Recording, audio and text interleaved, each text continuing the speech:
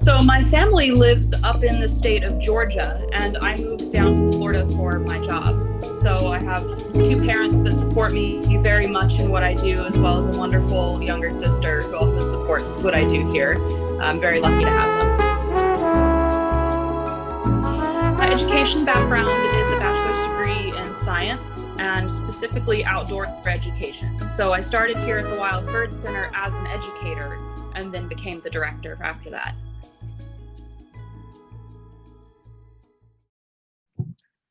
Hi everyone. Today we have Jordan Budnik with us. She is the executive director of Florida Key Wild Bird Center. And hi ma'am, how are you doing? I'm good. How are you? I'm also good, ma'am. I'm so glad to interview you, ma'am. I'm very excited to know your story and know about birds as well. Yes, absolutely. I'm excited for the opportunity. Ma'am, I would like to express my gratitude on behalf of whole team of Mitti Ke Rang. We are so glad to have you here. Thank you very much. I'm happy to be here. So ma'am, let's just begin with tell us something about your family and your life in Florida. So my family lives up in the state of Georgia, and I moved down to Florida for my job. So I have two parents that support me very much in what I do, as well as a wonderful younger sister who also supports what I do here. I'm very lucky to have them. Yeah, that is very great. And what about your education background? My education background is a bachelor's degree in science and specifically outdoor education. So I started here at the Wild Bird Center as an educator and then became the director after that. Wow, that is very great. So ma'am, tell me about Florida Keys Wildlife Bird Center. The Florida Keys Wild Bird Center is, as you might guess, located in the Florida Keys, which is a small chain of islands just south of Florida, the state of Florida.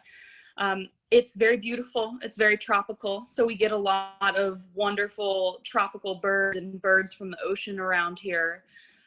We have two different locations. One is a hospital, and right down the street from that is a sanctuary where any birds that are injured that cannot live in the wild go after they're treated here.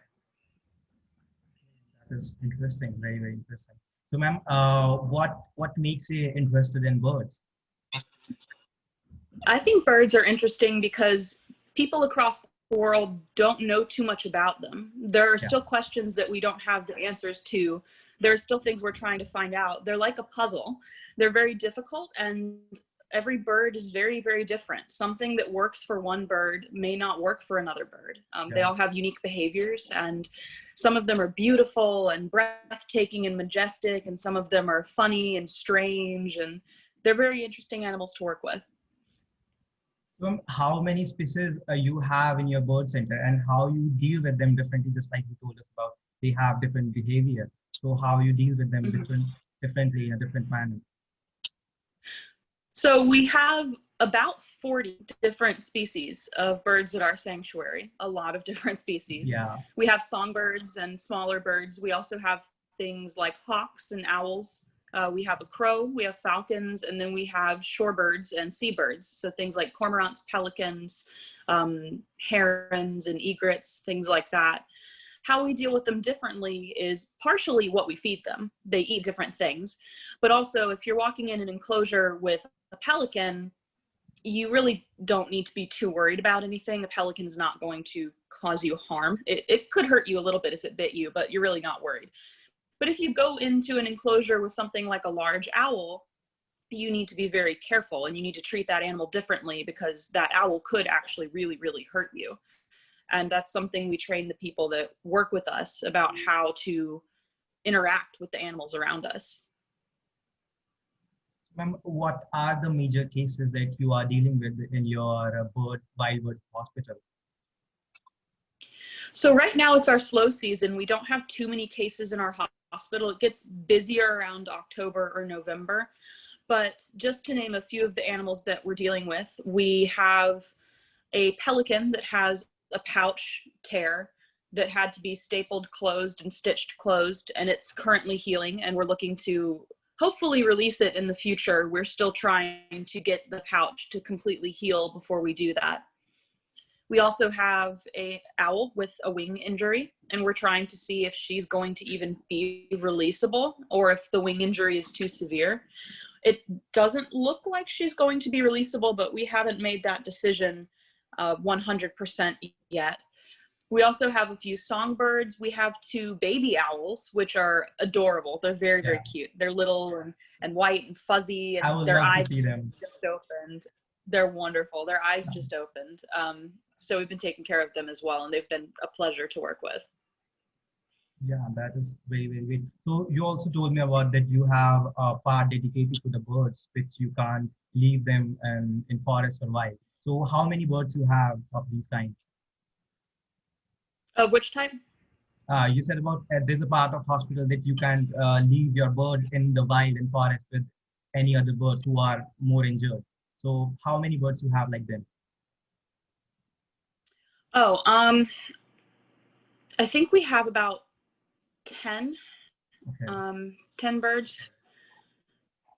Oh, or are you talking about our sanctuary where we leave the birds that can't be released back into the wild?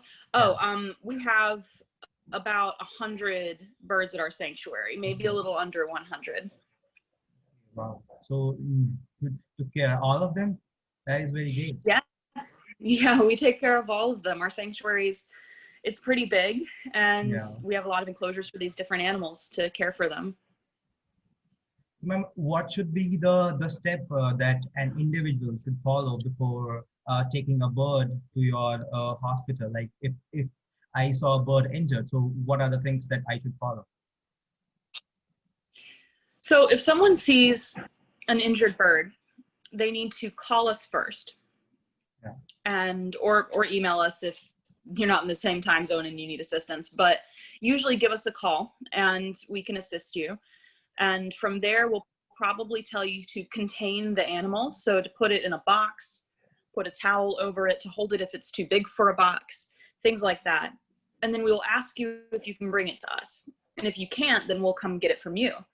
But we'll often ask questions, like additional questions about what happened to the bird, if you can see what's wrong with it. Did a cat attack it? Was it struck by a vehicle? We gather information as we're on the phone with people so that by the time the animal gets to us, whether we're picking it up or someone's bringing it to us, we know what that bird needs as soon as it comes through the door, and we're able to treat it quickly because of that. Yeah. Okay. So, ma'am, how do you treat small birds? Like because they are very small and it is very hard to uh, see their parts and different parts tackled with them. So how do you deal with them?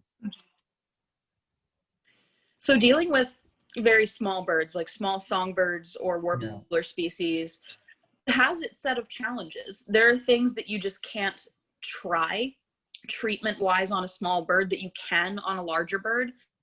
It's much more difficult to deal with broken bones if you've got a small bird.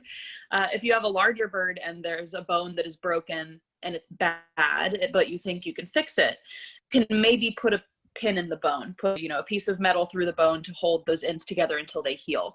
If you're dealing with something that's so small it's just going to fit in the palm of your hand, you can't pin a bone on an animal that small. So the way that you treat different injuries is very different. There's also certain types of medications that just really won't work for a smaller bird either that would work for a larger bird. How do you figure out about the internal injuries that a bird have? So there's a couple ways we can do that depending on what the injury is. If a bird was hit by a car or maybe flew into a window, you can open their mouth, and the first thing you do, or the first thing we do, is we look to see if there's blood in their mouth, because that tells us that something on the inside is not quite right with that animal. Other internal injuries could be something like if a bird swallows a fishing hook, sometimes you suspect there's a hook in them because you'll see a fishing line hanging out of their mouth. We do have an x-ray machine here, so we are also blessed with the ability to take x-rays to see on our x-ray machine if there are things like broken bones, or if the bird has swallowed a fishing hook, that will show up as a hook shape, like a white hook shape on our x-ray. So that is very informative. That is great. So, ma'am, what are the changes that you have seen in the migration of bird in past years because of environmental issues? So the changes we've seen in bird migrations around here in years past, um, we don't get too heavy of a fall migration down here. We get a very, very heavy spring migration. So we'll see a lot of songbirds come through in the spring. There are some considerations when it comes to different weather events that are happening. For example, a lot of issues with global warming and a lot of issues with the ocean temperatures and the currents of the ocean changing are that we are getting more hurricanes and stronger hurricanes over the course of the years. So we had Hurricane Irma, which was large and was in 2017, and that hit the Keys. And because of Hurricane Irma, we didn't have a migration that year. We didn't have a fall migration at all that year. It took the birds, and I don't remember, we may have not even really had a spring migration that year, but it took the birds almost a solid year after that hurricane to really come back and fly normally again. We are seeing a lot of different species that are in decline during migration, and there's a lot of different reasons for that. There's cat attacks, which take about over a billion birds a year are lost to cat attacks, as well as things like skyscrapers and building windows will affect birds during migration. But as far as global warming is concerned, it's changing things like hurricanes and weather patterns that can throw these animals off course or completely disrupt their migration together. Yeah. So I actually read an article about the testing of 5G. It kills so many birds. So how do you think technological advancement is affecting the birds? Technological advancement affects birds in many ways. When you're looking at basic technological advancements like cars, we get birds that are struck by cars frequently. Yeah. If you're looking at something like drones, those can be very, very disruptive to birds. People who fly drones in the sky, it can be upsetting to birds. If you're in an eagle or an osprey's nesting territory or the nesting territory of a large animal, it can, if you're too close, you could harm an animal, but it could also upset that animal or frighten that animal in a way that it may be chased away from its nest. It may not even lay eggs. So there's a lot of things as far as that goes. On a larger scale, when we talk about just technological advancement and the advancement of human beings as a whole, we encroach on a lot of different areas that birds need. So if we're building an airport, we may be building an airport around where we see burrowing owls, and now those burrowing owls can't be there anymore because we need that airport. So we see a lot of things of that nature as well. When it comes to all sorts of different sounds, there can be sound pollution when it comes to technology that are very disruptive to birds and their migration. So I was today only reading an article on Instagram, a fun fact on Instagram. So there was a thing like I saw that the chewing gum we eat affects a lot of birds. So can you tell us a little bit about how chewing gum affects birds and aware our audience about it? How what affects birds? Chewing gum, the one we chew. Oh, chewing gum, yeah. So there's a lot of different items that people use and discard that affect birds and wildlife. Chewing gum is a really big one. My bird hears me. Okay. So chewing gum affects birds because if they eat it, their bodies can't process that whatsoever. So it's something that can get stuck in their system, and they will become what's called impacted. So here we go. They'll become what's called impacted, which means that their body cannot pass any more food through their system. People also discard cigarettes, and that can be a very large threat to birds as well, because those filters in the cigarettes are basically fiberglass. So it can be very, very damaging to their body. That is pretty much, oh my God. I eat a lot of chewing gums. Next time I will throw it in the dustbin, definitely. Yeah. So, ma'am, you must be aware about the Amazon fire. So, ma'am, what are the effects that you had seen after Amazon fire in the migrations of birds and in the birds as well? So the Amazon fire is devastating. We have not personally seen a lot of effects on the migration as far as our hospital and our business is concerned with what birds we see coming through our doors. But we have heard a lot of scientists saying that it is affecting these species in the Amazon and causing catastrophic damages to them. There's also fires out west in California right now that are raging in some of the forests and areas of California that have threatened species like condors and things of that nature. So California condors were threatened by that as well. Ma'am, let's move to the another part of this interview, which will be the rapid fire round. I will be asking you some short questions like about you, what you like, what you don't like, and what places you want to visit. And so let me just begin. So ma'am, which place you want to visit after COVID? What place would I like to go after COVID? Oh my goodness. I would love to go somewhere like Japan or Nepal. Wow. Or actually, I do have a friend in India that told me I could come visit her after COVID and she would show me India. And I told her she could come visit me and I would show her America. Yeah, that's great, ma'am. So ma'am, who is your biggest inspiration?